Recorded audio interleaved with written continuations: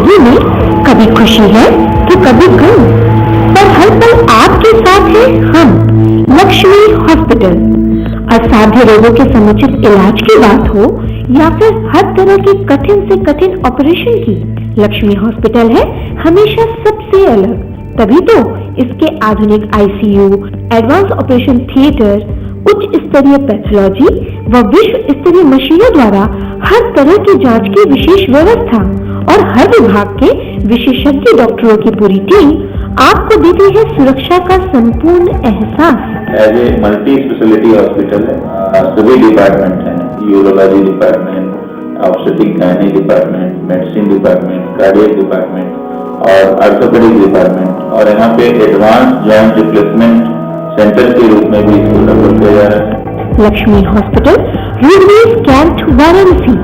Lakshmi hospital अत्याधुनिक, विश्व स्तरीय, सबके लिए।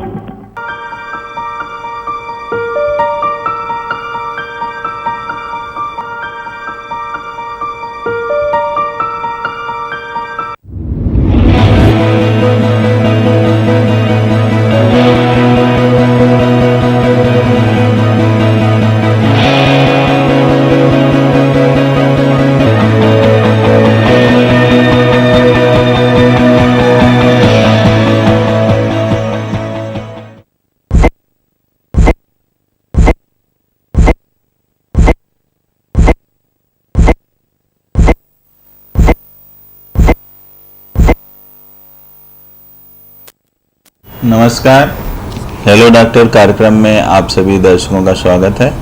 हेलो डॉक्टर के इस अंक में हम आज आपको नवजात शिशु व बाल रोग से संबंधित बीमारियों के निदान और इलाज के बारे में बतलाएंगे, जिसके बारे में एक्सपर्ट के रूप में जानकारी देंगे हमारे वाराणसी के वरिष्ठ नवजात शिशु व बाल रोग विशेषज्ञ डॉक्टर विजय गुप्ता जी हमारे साथ में हैं।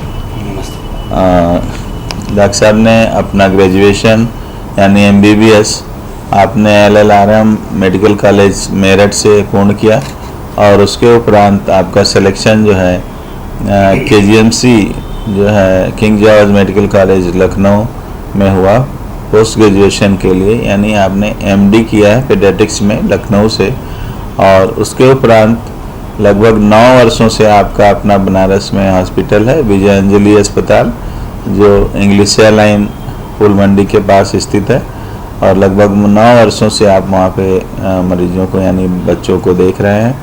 और जब कभी भी कैंप वगैरह लगता है, ग्रामीण अंचलों में लगता है, अभी जैसे जयपुर गांव में लगा था वहाँ पर भी आप गए थे, और इस तरह से कभी भी और कई जगहों पे लगता है, हमेशा बढ़ चढ़ के हिस्सा लेते रहते हैं, और जितने नेशनल कॉन्फ्रेंसेज होते रहते हैं इंटरनेशनल, उसमें भी बढ़ चढ़ के भाग लेते रहते हैं।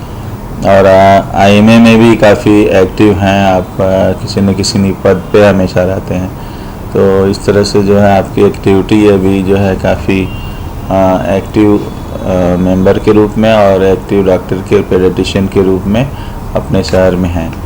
तो हम लोग अपनी चर्चा शुरू करते हैं कि जैसे ये बरसात का मौसम है, तो किस तरह के बच्चे आपके सामने आ रहे हैं, पीड़ित हैं, किस तरह के रोग ज़्यादा कॉमन हैं इस समय? सबसे पहले नमस्कार, मैं डॉक्टर विजय गुप्ता। इस समय बरसात के मौसम में चूँकि बैक्टीरियल ग्रोथ बहुत ज़्यादा होती है और हर तरह के जीवाणुओं की संख्या जो है बढ़ी होती है, और जो भी पानी हम पीते हैं, जल पी रहे हैं, सब्जियां आ रही हैं, सब दूषित हैं, जिसकी वजह से आपको सबसे ज़्यादा पेट के इन्फेक्शन होने का खतरा ज़्यादा है। पेट में कीटाणु पनपने का ज़्यादा है, बैक्टीरियल इन्फेक्शन होने की वजह से डायरिया, डिसेंट्री होने का खतरा बहुत ज़्यादा है। डिसेंट्री और डायरिया जब होता है बच्चों को, तो डाउनल पेन बहुत होने का होता है, पानी की तरह लैट्रिन होता है या उसमें ब्लड जाता है। सबसे ज़्यादातर खतरा तो यही होता है कि जो है पेट संबंधी बीमारियाँ इस समय ज़्यादा होती हैं जी। क्या इसमें सांस के मरीज भी जो है क्योंकि रेस्पिरेटरी प्रॉब्लम इसलिए होती है कि मौसम थोड़ा सा चेंज हो रहा है, और उन बच्चों को ज़्यादा होता है जो बच्चे AC में रह रहे हैं, फिर नॉन AC में जाते हैं, फिर AC में आ रहे हैं वापस। इस तरह से जो मौसम फ्लक्चुएशन होता है, गर्मी बहुत ज़्यादा होती है, उमस ज़्यादा होती है, तो ऐसे में जो है नाक की जो म्यूकोजा होती है वो संकुचित हो जाती है, नाक बंद होने का खतरा होता है, सांस फूलने का खतरा होता है बहुत ज़्यादा। इस समय जो है ब्रोंकियल अस्थमा का अटैक भी बहुत ज़्यादा पड़ता है और सांस फूलने लगता है, बार बार जो है बच्चे को छींक आती है और 2 से 3 दिन के बाद उसकी सांस फूलने लगती है। जी जी। और जैसे आपने बताया कि डायरिया से भी पीड़ित बच्चे आ रहे हैं, तो ये डायरिया से क्या तात्पर्य है सबसे, और डायरिया कितने प्रकार से होती हैं, किस तरह से प्रेजेंट करती हैं, और किस तरह का लक्षण होने पे घर के जो पेरेंट्स हैं या उनके बच्चे के परिजन को क्या करना चाहिए? डायरिया, इसको समझ लीजिए कोई ऐसी बीमारी नहीं है, मतलब डायरिया किसी भी तरह का लूज स्टूल, पानी की तरह जो भी स्टूल हो रहा है जिसमें पानी निकल रहा है। नवजात शिशु दिन भर में 2 से लेके 15 लैट्रिन तक कर सकता है। अगर उसमें पानी नहीं निकल रहा है तो उसको हम डायरिया नहीं बोलते। जब किसी भी तरीके से उसमें पानी अलग हो रहा हो और लैट्रिन का पार्ट अलग हो जी, तो ऐसे केसेस को हम लोग डायरिया बोलते हैं। अगर मोर देन 2 या 3 एपिसोड अगर हो रहा है दिन भर में तो उसको हम लोग डायरिया बोल देते हैं। कुछ ऐसे केसेस ऐसे होते हैं कि एक्सप्लोसिव जो है 3-4 वॉमिटिंग करने के बाद एकदम से जो है बहुत ज़्यादा लैट्रिन होने लगता है, वो ऐसे केसेस जो है फूड पॉइजनिंग की वजह से होता है। वो डायरिया नहीं है लेकिन फूड पॉइजनिंग उसको कहते हैं। वो बड़ा एक्सप्लोसिव होता है और बहुत 24 घंटे के अंदर ये बच्चा बहुत ज़्यादा उसको सकम करता है। तो डायरिया जब भी कभी किसी भी तरह का लैट्रिन में पानी आना उसको डायरिया कहते हैं। और जैसे कि कब बाल रोग विशेषज्ञ से परामर्श करना चाहिए, और डायरिया होने पे घरेलू उपाय क्या कर सकते हैं? डायरिया में जो अभी रिकमेंडेशन है इंडियन एकेडमी ऑफ पीडियाट्रिक्स की और WHO जो रिकमेंडेशन है ये है कि डायरिया 3 प्रकार का होता है। एक होता है कि सिंपल डायरिया विदाउट डिहाइड्रेशन होगा, एक diarrhoea with dehydration, some dehydration, and एक डायरिया विद सीवियर डिहाइड्रेशन। तो जो डायरिया विदाउट डिहाइड्रेशन है और डायरिया विद सम डिहाइड्रेशन, दोनों का मैं फीचर बता देता हूँ। इन दोनों को आप घर पे मैनेज कर सकते हैं और कुछ उनमें आपको मतलब कि उसको आपको कुछ देखभाल करनी पड़ेगी बच्चे की, और उसमें आपको ORS वगैरह देना है। ORT बोलते हैं उसको, ओरल रिहाइड्रेशन थेरेपी। ORS है या घर से बनी हुई तरल पदार्थ है, या जैसे नारियल पानी हुआ या जलजीरा हुआ, या तो ORS का घोल भी मार्केट में अवेलेबल है, दाल का पानी हुआ, माड़ का पानी हुआ, इसको आप देते रहते हैं अगर बच्चे को, तो उतना बच्चे में अगर जाता रहता है उसी प्रोपोर्शन में वो लूज स्टूल भी करता है, तो डिहाइड्रेशन का खतरा नहीं होता है। डिहाइड्रेशन का मतलब होता है पानी की कमी होना। ब्लड में जैसे ही पानी की कमी होती है बच्चा बहुत थर्स्टी फील करता है, अपने को बड़ा प्यासा फील करता है, इरिटेबल होता है, हर चीज़ तोड़ फोड़ के फेंकने लगता है, सर में दर्द होता है, और उसको जो है हर चीज़ अच्छी नहीं लगती, और वो बार बार थर्स्टी रहता है और बार बार चिड़चिड़ा हो जाता है। पानी की जैसे कमी होती है दिमाग में एक चिड़चिड़ापन आता है। और जैसे कि आपने बताया कि ORS जो है बाज़ार में उपलब्ध है, लेकिन ये घरेलू ORS बनाने के लिए किस तरह से माताओं को करना चाहिए, क्या करना चाहिए उसको? जो ORS है वो पहले तो आप समझे कि ORS को ही यूज करना चाहिए। जो घरेलू मेथड है अगर ना मिले तब यूज करें, अदरवाइज कोशिश करिए कि ORS एक प्रोपोर्शनेट में बना हुआ है। उसमें जैसे एक ORS को 1 लीटर के पानी में आप घोलते हैं तो उसकी एक इलेक्ट्रिकल एक्टिविटी बनती है, वो एक दवा की तरह यूज होता है। उसमें जैसे कि उसमें इतने पदार्थ है कि जितना लैट्रिन हो रहा है उसी के प्रोपोर्शन में पदार्थ मिले हुए हैं, और जैसे ही आप उसको पीते हैं उतना आपका रिप्लेसमेंट हो जाता है, तो बच्चे को डिहाइड्रेशन नहीं होती है। और चूँकि ज़्यादातर डायरिया एक बीमारी होता है रोटा वायरस डायरिया, जिसका वैक्सीन इस समय उपलब्ध है, उसकी वजह से होता है। वो विषाणु होता है जिसके लिए कोई दवा नहीं है उपलब्ध, सिर्फ वैक्सीन है। वो रोटा वायरस डायरिया 80% से 90% केस में रोटा वायरस डायरिया होता है, और वो रोटा वायरस डायरिया में आपको समय बिताना है केवल उतने देर के लिए। अगर आप ORS दे रहे हैं कंटिन्यूअस बच्चे को, तो 2 से 3 दिन में अपने आप ठीक हो जाता है। स्वतः ज़्यादातर सेल्फ अपने आप ठीक हो जाता है, लेकिन कभी कभी ऐसा आता है कि वॉमिटिंग हो और साथ में जो है डिहाइड्रेशन हो, तो ऐसे केस में डॉक्टर की परामर्श के द्वारा देखते हैं। अगर बच्चा फीडिंग ORS ठीक से नहीं ले रहा है तो उसको ड्रिप भी लगा सकते हैं और ड्रिप से उसका रिप्लेसमेंट करते हैं, उसके बाद स्वतः वो अपने आप ठीक हो जाता है। जी जी। और जैसे कि डायरिया का सीज़न जैसे आप बता रहे हैं, तो घर में माताएं यानी उनकी पेरेंट्स लोग क्या करें, घर के लोग, कि जी बच्चे डायरिया से कम पीड़ित हों या ना हो, क्या मतलब सावधानियां बरत सकते हैं? पहली बात तो एक तो मैंने ORS बताया था कि जैसे ही डायरिया स्टार्ट होता है उनको ORS देना स्टार्ट कर देना चाहिए। आप लोगों को एक चीज़ और मालूम होना चाहिए कि ORS के अलावा जो घर पे आप दे सकते हैं वो जिंक थेरेपी है। जिंक थेरेपी, जिंक जैसे एक मेटल है, उसका सोल्यूशन उपलब्ध है, उसके टैबलेट उपलब्ध है, कई फॉर्म में आता है और हर जगह जिंक ग्लूकोनेट के नाम से सिरप मिलता है, जिंकोनिया है और कई ब्रांड उपलब्ध हैं। उसमें जो है आप अगर 6 महीने के नीचे बच्चा है तो उसको 2.5 ml दिन भर में एक बार, और 6 महीने के ऊपर बच्चा है तो उसको जो है 5 ml दिन भर में एक बार देना है। 14 दिन के लिए देना चाहिए। इससे केवल डायरिया का सीवियरिटी भी नहीं कम होता और डायरिया नेक्स्ट टाइम भी डायरिया होने के चांसेस कम होते हैं। सर ट्रिमेंडस ड्रग भी है और वो इंटेस्टाइनल म्यूकोजा को एक इंटीग्रिटी प्रोवाइड करता है, ताकि जहाँ से डायरिया जहाँ से स्टार्ट होता है, लीक करता है, उस जगह को उसको रिपेयर कर देता है। तो जिंक का बहुत अच्छा रोल है इस समय। यही नहीं, हर तरीके के माल न्यूट्रिशन में भी जिंक का रोल है। तो डायरिया के केस में ये एक जबरदस्त रोल है और इसमें WHO ने रिकमेंड किया है कि all the diarrhoea cases should be supplemented by 14 days of zinc therapy, less than 6 months of age 2.5 ml per day and more than 5 ml in more than 6 months of age। इसको आप recommend करें। Even in neonate you should start with the ORS and zinc therapy. जी जी। दर्शकों, हमारी चर्चा इसी तरह आगे भी चलती रहेगी और हम लेते हैं एक छोटा सा ब्रेक।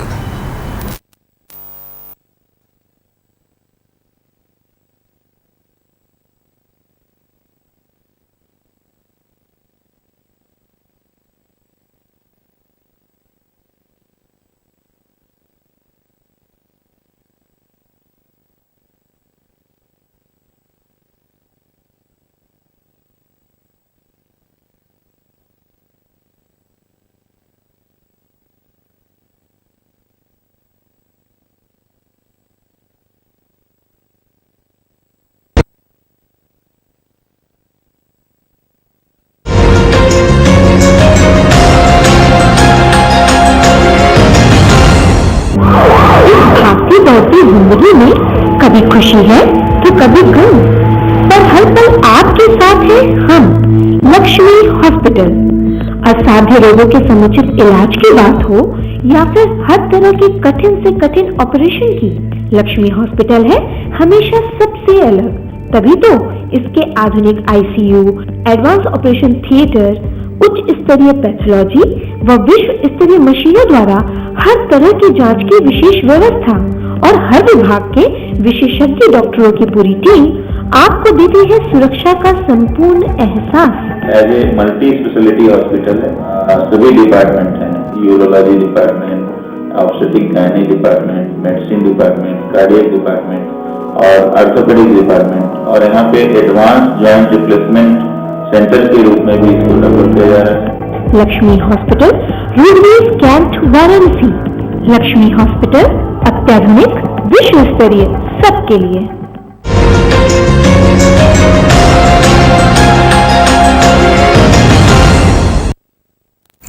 ब्रेक के बाद एक बार फिर से आप सभी दर्शकों का स्वागत है। तो हम लोग डायरिया के बारे में बात कर रहे थे और आपने बताया था कि इसी सीजन में डायरिया और डिसेंट्री से भी लोग पीड़ित रहते हैं। तो डायरिया और डिसेंट्री में क्या फ़र्क है और डिसेंट्री किस तरह से प्रेजेंट होता है और इसके लिए क्या किस तरह से हम डायग्नोस करेंगे कि ये डायरिया है कि डिसेंट्री? जैसे डायरिया के लिए तो डायग्नोस करने के लिए तो क्लिनिकल फीचर ज़्यादा ज़रूरी है। जैसा माँ बताती है कि बच्चे जो है पानी की तरह लैट्रिन कर रहा है, तो डायरिया की तो डायग्नोसिस इस तरह से बन जाती है। जी। कारण बहुत हो सकते हैं डायरिया के, जैसे बैक्टीरियल कारण है, कभी कभी आस्माटिक डायरिया होता है और कभी कभी जो है कुछ इन्फेक्शन में, जैसे कि मलेरिया की वजह से भी डायरिया होने लगता है, टाइफाइड की वजह से भी होने लगता है, और कभी कभी जो है एकाध ऐसे चीज़ें खा ली जाती हैं जिसकी वजह से आस्माटिक डायरिया भी होने लगता है। मतलब कि डायरिया के कारण कई हो सकते हैं, इन्फेक्शियस, नॉन इन्फेक्शियस दोनों।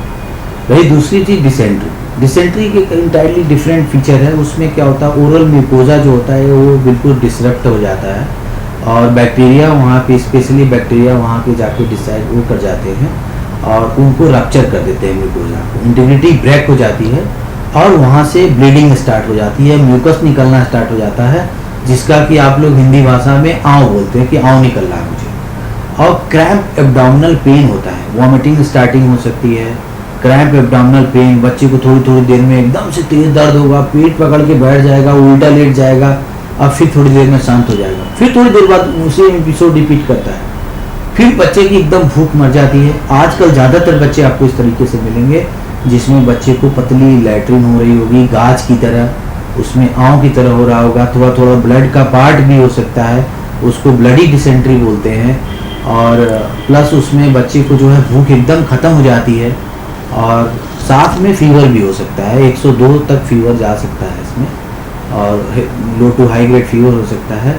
और बच्चा जो है बहुत ज़्यादा जो है वो परेशान हो जाता है, वेट लॉस होने लगता है, अगर आप ध्यान न दें तो बच्चे का वेट एकदम ख़त्म हो जाता है, खाना पीना बंद कर देता है। तो इसी डिसेंट्री को लोग आम भाषा में खूनी पेचिस या आँव बोलते हैं और आँव बोलते हैं। तो और इसके लिए क्या डायरिया का ट्रीटमेंट से अलग है कुछ या क्या?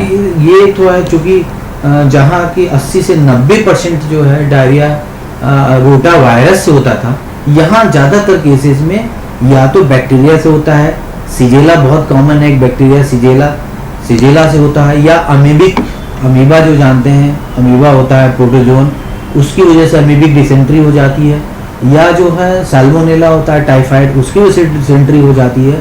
अब कुछ ई कोलाई भी बैक्टीरिया हैं, उनके इंट्राहेमरेजिक टाइप का, वो भी डिसेंट्री करता है, और कुछ और भी बैक्टीरिया हैं जो डिसेंट्री करते हैं। तो बैक्टीरिया से ज़्यादा लेना देना ये है आपको कि ज़्यादातर केसेस में आपको एंटीबायोटिक देनी पड़ती है और बच्चे को ज़रूरत पड़ने पे एडमिट भी किया जाता है, और अगर वो बच्चा एकदम नहीं खाना खा रहा है, वॉमिट कर रहा है, तो उसको एडमिट भी करना चाहिए 1-2 दिन के लिए, उसको एक सपोर्ट देना चाहिए और एक एंटीबैक्टीरियल का कोर्स करके और बच्चे को वो ठीक हो जाता है। तो इस तरह के बच्चों को कितने दिनों तक हॉस्पिटल में एडमिट रखना पड़ता है? जैसे कि यूजुअली 2 to 3 डेज के लिए उसको एडमिट करना चाहिए, और अगर ज़्यादा सीवियर है तो 5 to 7 डेज भी उसको रखते हैं, ताकि आगे प्रॉपर जो है एंटीबायोटिक थेरेपी मिले उनको और बच्चे ठीक हों। जी जी। और बहुत अच्छा मतलब कि इम्प्रूवमेंट देखा गया है कि ऐसे केसेस में अगर आप देते हैं तो बहुत अच्छा इम्प्रूवमेंट है। एक चीज़ जरूर बताऊंगा सभी डॉक्टरों को भी और उनको भी, एक कि किसी भी डोज का आप सेलेक्ट करें, डॉक्टर के लिए स्पेशली है कि कोई भी डोज आप सेलेक्ट करें, कंप्लीट कोर्स करें। एक तो डोज आपकी कंप्लीट होनी चाहिए, ड्रग आपका सिलेक्शन सही होना चाहिए, और एक कंप्लीट कोर्स करें। ज़्यादातर पेरेंट्स में क्या है कि एक डोज मिलने के बाद बच्चा ठीक होने जाता है, और लेकिन वो पूरी तरह ठीक नहीं होता, क्योंकि 25 मीटर की आंत है, जैसे ही आप एक डोज देते हैं कुछ परसेंटेज ऑफ बैक्टीरिया किल होते हैं, सिम्टम ठीक हो जाता है, लेकिन आप देखेंगे 10 से 15 दिन के बाद रिपीट करता है। तो उसकी इस पूरे साइकिल ब्रेक करने के लिए आपको एक कोर्सेज बने हुए हैं, कम से कम 5 से 7 दिन अगर इंजेक्शन लगा रहे हैं या सिरप पिला रहे हैं तो 5 से 7 दिन तक सिरप पिलाइए, और चिकित्सक जो जैसा करें परामर्श करने के बाद उसी तरह करते हैं।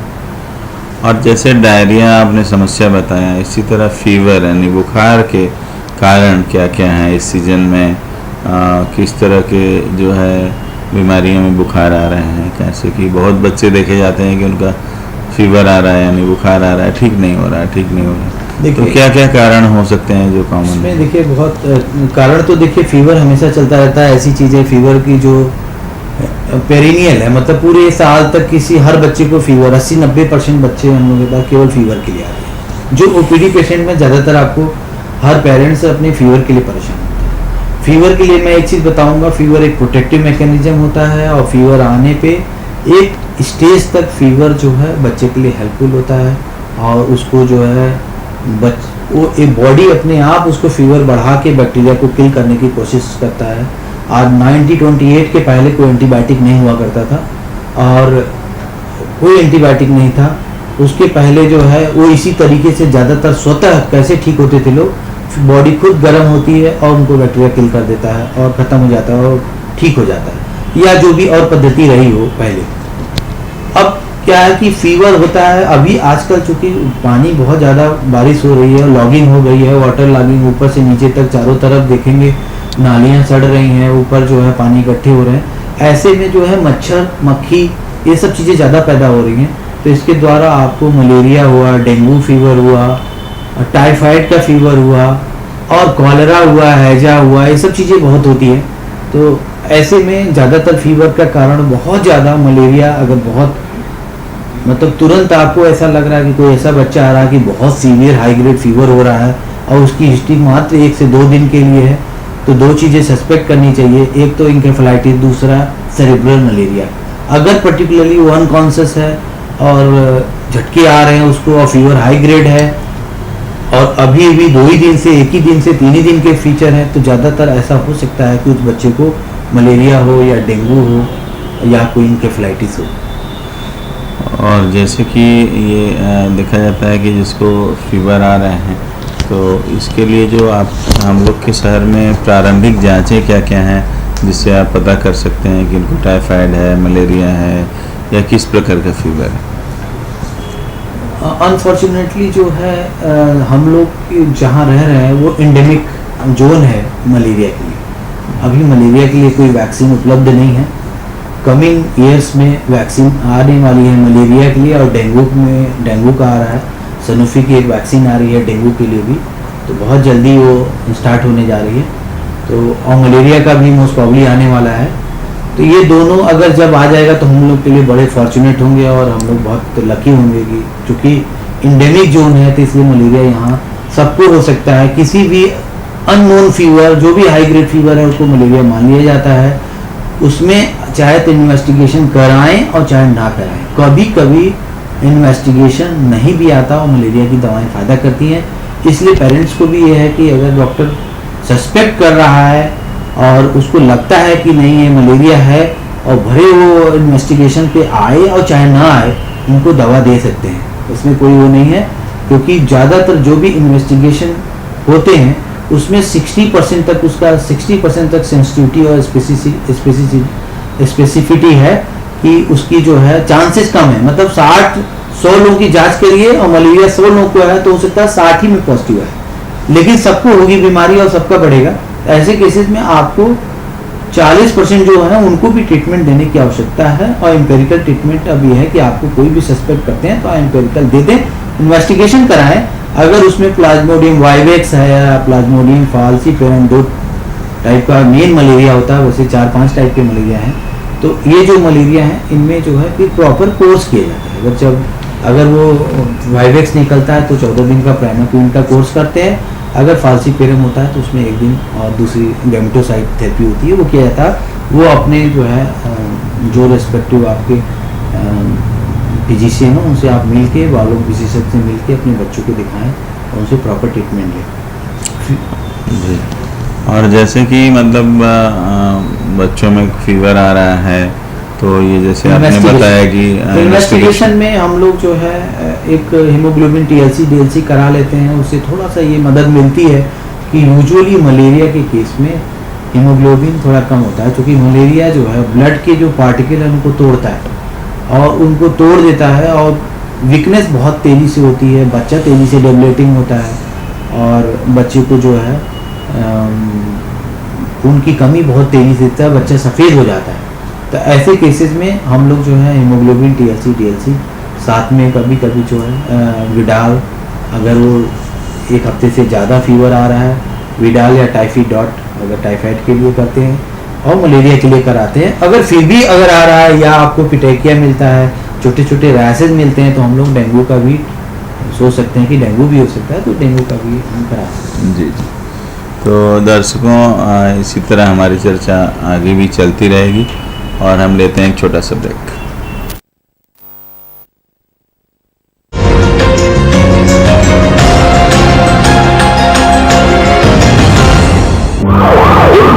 दौड़ती जिंदगी में कभी खुशी है तो कभी गम, पर हर पल आपके साथ है हम, लक्ष्मी हॉस्पिटल।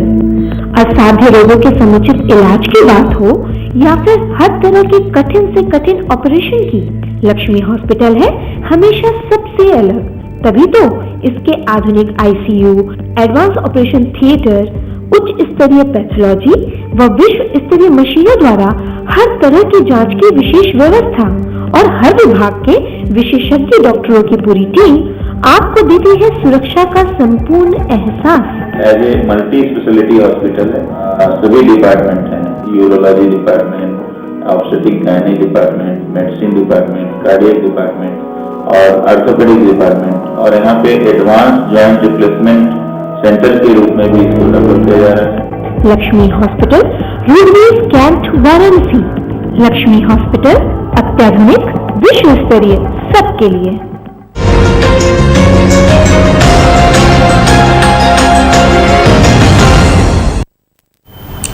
ब्रेक के बाद एक बार फिर से आप सभी दर्शकों का स्वागत है। तो हम लोगों ने बात किया कि डायरिया होने पे क्या करना चाहिए, किस तरह के डायरिया में घरेलू उपचार कर सकते हैं, कब हमें हॉस्पिटलाइजेशन की ज़रूरत है। उसी तरह से फीवर के बारे में हम लोगों ने बात किया कि बुखार आने पे क्या क्या करना चाहिए और क्या क्या जांचें कराना चाहिए, और मलेरिया और टाइफाइड होने पे कितने दिनों तक इलाज कराना चाहिए, और किस तरह के मलेरिया में कितने दिन की एक दवा चलती है और दूसरे तरह फैल्सिफेरम में थोड़ा एक और दवाएं चलती। तो इस तरह से जो है हम लोग बात कर रहे थे। अब हम लोग आ जाते हैं जो कि जीवन रक्षक टीकाकरण। तो ये जो है इम्यूनाइजेशन जिसको बोलते हैं, ये इम्यूनाइजेशन शेड्यूल क्या है। जब बच्चे पैदा होते हैं और बड़े होते हैं तो उनमें कौन कौन से प्रमुख जो है टीकाकरण के जो वैक्सीन हैं, टीका हैं, उसके बारे में हमारे दर्शकों को बताएं, जिससे वो बच्चों के बारे में समय समय पर समझ करके उसको टीका लगवाते हैं।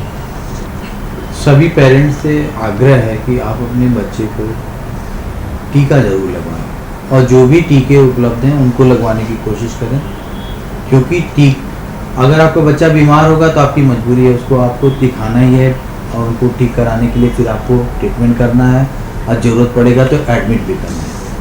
अगर उससे बचना है आपको तो जितनी भी बीमारियां आ रही हैं उनसे आप पहले टीका लगवाएं। टीका के बारे में हम ये बताएंगे कि कुछ टीकाकरण हर जगह हो रहा है, गवर्नमेंट टीकाकरण खुद लगा रही है। कुछ टीकाकरण ऑप्शनल है जो इंडिया गवर्नमेंट फ्री में नहीं लगा सकती है, वो अपने बाल रोग विशेषज्ञ से मिल के उनसे पूछ के वो भी टीकाकरण अगर लगवाएंगे। ज़्यादातर लोगों का क्वेश्चन है कि डॉक्टर साहब वहाँ पे टीका तो हम लगवा ही रहे हैं, फिर आप क्या टीका लगा रहे हैं, इसमें पैसे क्यों ले रहे हैं, ऐसे कैसे, हम तो सरकारी सारा टीका लगवा रहे हैं। सरकारी भी टीके हैं, जो टीके गवर्नमेंट अफोर्ड कर रही है वो फ्री ऑफ कॉस्ट पे आपको लगा रही है, बहुत अच्छा है, वो उसकी बीमारी को, उतनी बीमारी को बचा रहा है। बहुत सारे टीके हैं जो मतलब गवर्नमेंट नहीं लगा पा रही है या उतना बजट उपलब्ध नहीं हो पा रहा है, लेकिन वो टीके मार्केटिंग हो रहे हैं और वो टीके आपको जीवन रक्षक हैं, वो बचाएंगे आपको। निमोनिया है, दिमागी बुखार है, डायरिया है, बहुत सारी चीज़ें मैं अभी चर्चा करूंगा उसके बारे में। पहले मैं आपको एक शेड्यूल बना दूं कि हर बच्चे को टीका अनिवार्य है। वो भी बच्चे टीका लगवाएं जिनका टीका नहीं लगा, अब तक शुरू नहीं हो पाया, वो लोग लगाएं। जो बच्चे बड़े हो गए हैं, 7 में 8 में पढ़ रहे हैं, 12 में पढ़ रहे हैं, वो लोग भी एडल्ट वैक्सीन में कुछ वैक्सीन आती है उनको भी लगवाएं। मतलब टीका हर स्टेज पे लग सकता है और हर तरीके के टीके उपलब्ध हैं। ज़्यादातर जो कॉमन बीमारियां हैं उनको कवर कर लिया गया है। कुछ बीमारियां जो अनकवर्ड हैं उसके बारे में तो नहीं कह सकता, लेकिन जो अभी टीका उपलब्ध है आप लोग कोशिश करें कि अपने बच्चों को जरूर दिलवाएं ताकि इन सब बीमारियों से बचें। टीके के शेड्यूल के बारे में मैं बता दूं कि हर बच्चा जो भी नवजात शिशु पैदा हो रहा है उन सबको as early as possible birth पे BCG का, जो ट्यूबरकुलोसिस को एक सीवियर ट्यूबरकुलोसिस को बचाने के लिए टीका होता है, BCG का 1 डोज लगता है सिर्फ, उसको ज़रूर लगाएं। और एक पोलियो की ड्रॉप पिलाई जाती है, उसको पिलाएं। और साथ में हेपेटाइटिस B का फर्स्ट डोज पीलिया का जरूर दिलवाएं। बहुत सारे पेरेंट्स का होता है हमारे बच्चे को पीलिया का टीका लगा हुआ, एक टीका लगाने से कुछ नहीं होता, जबकि उसके तीनों डोजेस कंप्लीट होनी चाहिए। 0, 1, 6 ये शेड्यूल होता है, आज लगवाएं, 1 महीना बाद लगवाएं, फिर 6 महीने के बाद। हम तो आग्रह करेंगे चाहे वो एडल्ट हो, चाहे बड़ा हो, चाहे छोटा हो, सब लोग को लगवाना चाहिए। हेपेटाइटिस B इस समय हमारे इंडिया में हर बंदे को बहुत तेजी से फैलता हुआ रोग है और किसी न किसी तरीके से वो क्रोनिक कैरियर हुआ है आपको जब जांच कराते हैं तब पता चलता है कि आपको आपके बच्चे को जो है वो हेपेटाइटिस बी है। वो बच्चा कहीं न कहीं हॉस्पिटल में संक्रमित हो रहा है, उसको ब्लड चढ़ रहा है, या बड़े बच्चों को सेक्सुअलिटी से वो हो रहा है, लेकिन कहीं न कहीं से वो संक्रमित है। तो इसलिए मैं ये कहूँगा कि जो है टीका सबको ज़रूरी है, वो लगवाएं। सबसे बर्थ पे आपने बर्थ पे जो है हेपेटाइटिस बी, BCG, OPV दिया। इसके बाद 6 हफ्ते माने 1.5 महीना, आप 2 महीना पे भी स्टार्ट कर सकते हैं। अगर जिस बच्चे को नहीं लगा उसको छोड़िए नहीं है। 6 हफ्ते, 10 हफ्ते, 14 हफ्ते, 1.5 महीना, 2.5 महीना, 3.5 महीना। फिर से समझ लें, छूट गया तब भी कोई दिक्कत नहीं, जहाँ है खड़े वहीं से स्टार्ट करा दीजिए। 6 हफ्ते, 10 हफ्ते, 14 हफ्ते, 1.5 महीना, 2.5 महीना, 3.5 महीने पे DPT के 3 डोजेज लगती हैं, सभी लोग जानते हैं। ये डोजेज आपको सरकारी हॉस्पिटल में, PSC पे हर जगह उपलब्ध है। कुछ चीज़ें जो नहीं लगती हैं हमारे IMA में भी उपलब्ध है। वो चीज़ें सरकारी में जो नहीं उपलब्ध है उसमें हम जो इम्पोर्टेंट चीज़ बताने जा रहे हैं उसमें हिब क्या है? Haemophilus influenzae type B. ये एक ऐसा बैक्टीरिया है जो 1 से 3 साल के बच्चों को, कभी कभी 5 साल तक के बच्चों को severe respiratory tract infection, pneumonia severe, गले का इन्फेक्शन और दिमागी बुखार का सर्वप्रथम एंड प्रमुख कारण है। इसकी वजह से मैक्सिमम एक्सपायरी होती है 1 से 3 साल के अंदर। अगर किसी बच्चे को 6 से 10 नहीं 6, 10, 14 में एक हिप की डोज लग जाए, हिप माने haemophilus influenzae type B, DPT के साथ मिक्स होके आता है पेंटा करके, DPT, Hib and hepatitis B, ये तीनों मिक्स होके एक टीका आता है।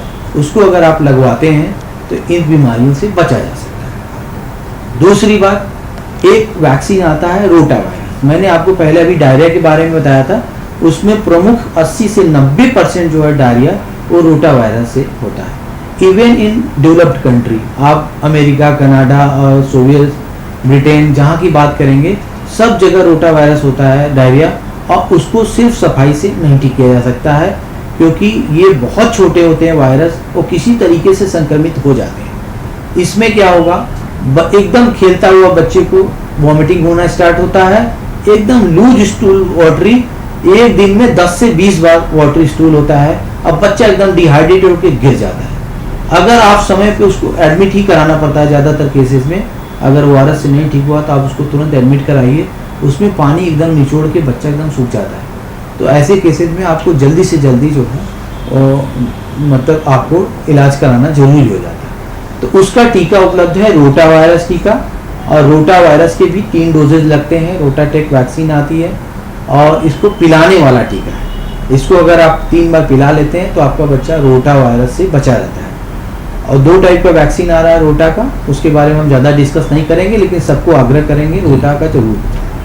तीसरा जो है आपका न्यूमोकोकल वैक्सीन है। न्यूमोकोकल के बारे में आपको बता दूं, न्यूमोकोकल वैक्सीन 2 नाम से आ रहा है, एक प्रेवनार करके है और एक सिम्फ्लोरिक्स ग्लैक्सो का, एक प्रेवनार करके है, वेद कंपनी का होता है। और ये जो टीका है ये आपको हर तरीके का निमोनिया, दिमागी बुखार, जो न्यूमोकोकल होता है, और साथ में जो है गले में टॉन्सिलाइटिस होना, गले में हड्डियों में पस पड़ना, सॉफ्ट टिश्यू इन्फेक्शन, उनको बचाता है ये टीका। और ये भी हमारे प्राइवेट हॉस्पिटल में अपने बालों विशेषज्ञ से पूछ के लगवा। एक चीज़ मैं और बताना चाहूँगा, अभी इंडियन एकेडमी ऑफ पीडियाट्रिक्स ने ORS को वो जो ओरल पोलियो है, जो पोलियो के ड्रॉप पिलाते हैं, इनको इन्होंने रिप्लेस कर दिया है। पहले बर्थ पे पिलाएंगे, अब फिर 6 महीने में पिलाएंगे, अब फिर 9 महीने में पिलाएंगे। अब उन्होंने 6, 10, 14, ये जो 1.5 महीना, 2.5 महीना, 3.5 महीना है, इन पे आपको पोलियो का इंजेक्शन लगाना है। फॉर्चुनेटली हमारे यहाँ से पोलियो पूरी तरह से आज 4 साल हो गया, कोई केस नहीं मिला है। हर जगह से पोलियो लगभग इरेडिकेट हो चुका है। केवल पाकिस्तान, अफगानिस्तान और कुछ एक आध कंट्री में अभी बचा हुआ है, बांग्लादेश वगैरह में, वो भी लगभग 1 आध केस मिल रहे हैं। तो ऐसे केसेस में वो वहाँ से संक्रमित कर सकते हैं, इसलिए अभी पोलियो का इंजेक्शन लगाना आपको जरूरी है। तो इसी वैक्सीन के साथ पोलियो का इंजेक्शन भी आपको 6, 10, 14 3 डोजेस लगाने हैं जी। इसके बाद आपको इन 3 डोजेस के बाद 6 महीने पे एक टीका लगता है, बहुत अच्छा टीका है इन्फ्लुएंजा का। जैसा हम लोग पिछले सेशन में अभी स्वाइन फ्लू, बर्ड फ्लू आपने बहुत सुना होगा, स्वाइन फ्लू है, बर्ड फ्लू है, सीवियर फ्लू के इन्फेक्शन हो रहा है, उसका टीका उपलब्ध है। वो 6 महीने पे और एक 7 महीने पे लगता है। 9 महीने पे मीजल्स का टीका पहले लगता था, अभी मीजल्स का टीका बंद कर दिया गया है और मीजल्स के साथ MMR, measles mumps rubella vaccine आ गया है। वो 3 बीमारियों को बचाता है। उसको 9 महीने पे देना है और फिर उसके बाद जो है उसको 15 महीने पे देना है। इसके बाद 1 साल पे हेपेटाइटिस ए पीलिया का टीका लगता है। ये पीलिया जो है आपको पानी से फैलता है। इस समय हेपेटाइटिस ए बहुत ज़्यादा फैलता है, जो पानी में संक्रमण के द्वारा वायरल इन्फेक्शन है। इसका टीका उपलब्ध है। इसके 2 डोजेज लगते हैं और फर्स्ट डोज जैसे 1 साल पे लगेगा, फिर 1.5 साल पे आपको दूसरा डोज लगेगा। 1.5 से 2 साल के बीच में आप उसको लगवा सकते हैं।